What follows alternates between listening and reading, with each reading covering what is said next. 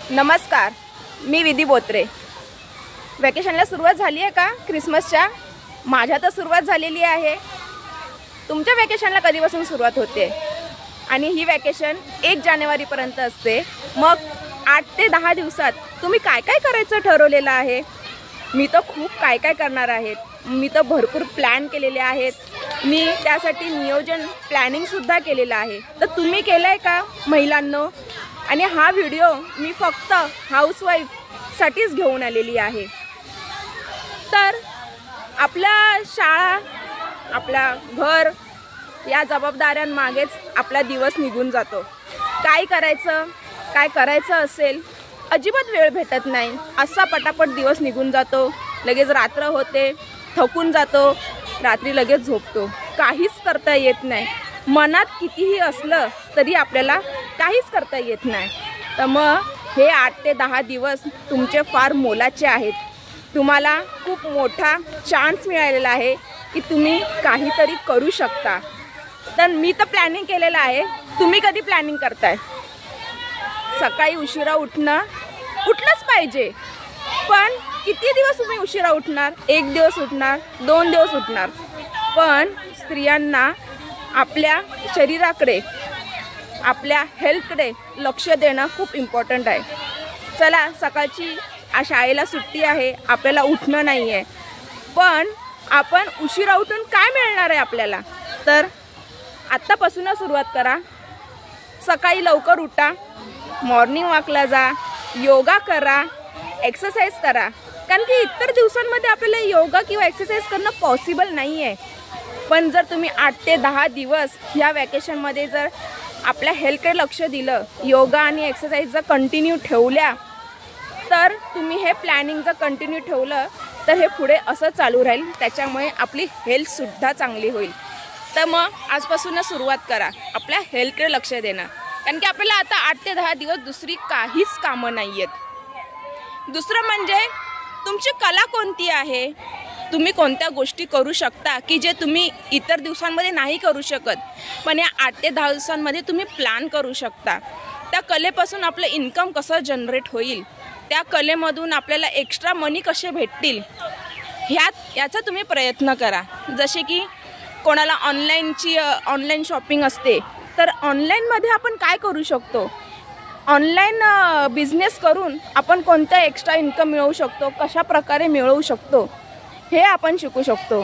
किंवा नवीन पुस्तकं वाचणे, जसे बिझनेसवर आहेत किंवा इतर आपल्या मेडिटेशनवर आहेत, मानसिकवर आहेत, अशी भरपूर पुस्तकं आहेत। ते पुस्तकं तुम्ही ह्या सुट्ट्यांमध्ये रीड करा।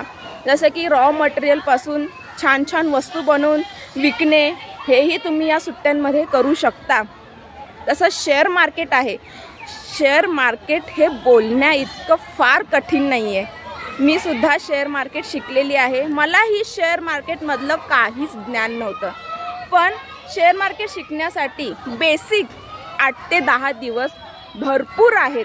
तर तुम्ही शेअर मार्केटचं बेसिक जरी स्टार्ट केलं तरी तुम्हाला समजेल की शेअर मार्केटमध्ये काय काय असतं, कसं शेअर बाय करतात, सेल करतात, किंवा एक IPO असतो शेअर मार्केटमध्ये की ते तुम्ही कसं लावू शकता, की तो कसा घ्यायचा, कसा लावायचा, हे सगळं तुम्ही शिकू शकता। न्यूजपेपर आहेत, न्यूजपेपरमध्ये भरपूर काही गोष्टी आहेत, ते तुम्ही करू शकता। तसेच मुलांबरोबर वेळ घालवा। इतर दिवशी आपल्याला फॅमिलीसोबत वेळ घालवता येत नाही, तर तुम्ही मुलांसोबत वेळ घालवा, त्यांच्याबरोबर खेळा, नवीन ॲक्टिव्हिटी करा। क्राफ्टपासून आपण काय बनवू शकतो हे मुलांना शिकवा। कारण की मुलांचे या 8 ते 10 दिवसांमध्ये TV आणि मोबाईलचं प्रमाण खूप वाढणार आहे। तर त्यांचं ते प्रमाण कसं कमी करता येईल हे तुम्ही बघा। त्यांना टाईम स्पेंड करा त्यांच्यासोबत। 8 ते 10 दिवसांमध्ये भरपूर काय करू शकता। मी सांगेन ना, त्याच्यापेक्षाही खूप जास्त आहे। तसेच आपण दिवाळीमध्ये फराळ, की बहुतेक महिलांना फराळ बनवता येत नाही, किंवा सणासुदी जे काही आपण गोड पदार्थ बनवतो ते बनवता येत नाहीत, तर ते आपण ह्या सुट्ट्यांमध्ये शिकू शकतो। थोडं का होईना, थोडं आयटम घेऊन तुम्ही शिका, की आपण नवीन कला शिका, नवीन रेसिपी शिका। यूट्यूबवर भरपूर साऱ्या रेसिपी दिलेल्या आहेत, त्या पहा, शिका, भरपूर काही करू शकता तुम्ही। तर असंच अजून भरपूर काय काय गोष्टी आहेत सांगण्यासारख्या, भरपूर आहेत. म्हणजे मी सांगते ना ते खूपच कमी आहे सांगायला. मी तर खूपच नियोजन केलेलं आहे. आणि प्लस महिन्याचं नियोजन तुम्ही करू शकता की आपल्याला जर मिस्टरांनी घर खर्चासाठी एवढे पैसे दिलेले आहेत तर त्या पैशातून आपण महिना घर खर्च कसा काढू शकतो ह्याचं प्लॅनिंग करा. किंवा आपले मिस्टर कमवत आहेत आणि त्यांना पण हातभार कसा लावू शकतो, एक्स्ट्रा इन्कम आपण कसं मिळवू शकतो हे तुम्ही शिका. कळलं? तसेच 8 ते 10 दिवसांमध्ये आपण फंक्शन्स अटेंड करू, लग्न समारंभ, डोहाळे जेवण, बारस, साखरपुडा, बड्डे, बाकी इतर ख्रिसमस पार्टी, 31st पार्टी हे तर करूच आपण. पण त्यासोबतच आपल्याला ह्या इतर गोष्टीसुद्धा करायच्या आहेत की जेणेकरून आपल्याला घरामध्ये हातभार लागेल, आपल्या स्वतःचं इन्कम जनरेट होईल. तर महिलांनो, तुम्हाला हा माझा व्हिडिओ कसा वाटला ते मला नक्की सबस्क्राईब करा, ते मला नक्की कमेंट करून सांगा. आणि माझ्या व्हिडिओला लाईक, शेअर, सबस्क्राईब करा.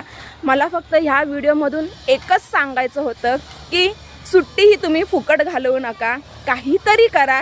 की आपलं जे आता नवीन वर्ष येतं आहे 2025, या 2025मध्ये आपण काहीतरी स्टार्ट करू. जर तुम्ही हे आत्ता प्लॅनिंग केलं तर तुम्ही हे नवीन वर्षाला सुरुवात करू शकता. आणि जेव्हा सुरुवात होईल तेव्हा खरंच तुम्हाला वाटेल की खरंच मी या सुट्ट्यांचा फायदा घेतला, प्लॅनिंग केलं म्हणून मी आता बिझनेस स्टार्ट केला. तर नक्कीच स्त्रियांनो तुम्ही करा. कारण की घरातल्या लोकांना काय वाटतं, महिलांना काहीच कामं नसतात, फक्त मुलं सांभाळायचं, 2 टायमाचं जेवण करायचं, कपडे भांडी लादी, एवढं केल्याशिवाय महिलांना काहीच येत नाही. तर हा गैरसमज फार चुकीचा आहे. जर आपण आपली कला बाहेर काढली, जर आपण शिकलो, जर आपण आपली ह्या सगळ्या गोष्टींना व्यवस्थित टाईम दिला तर आपण भरपूर काही गोष्टी करू शकतो. तर करून दाखवायचं की नाही? मी तर सुरुवात केलेली आहे, तर तुम्ही पण करा. चला, थँक्यू.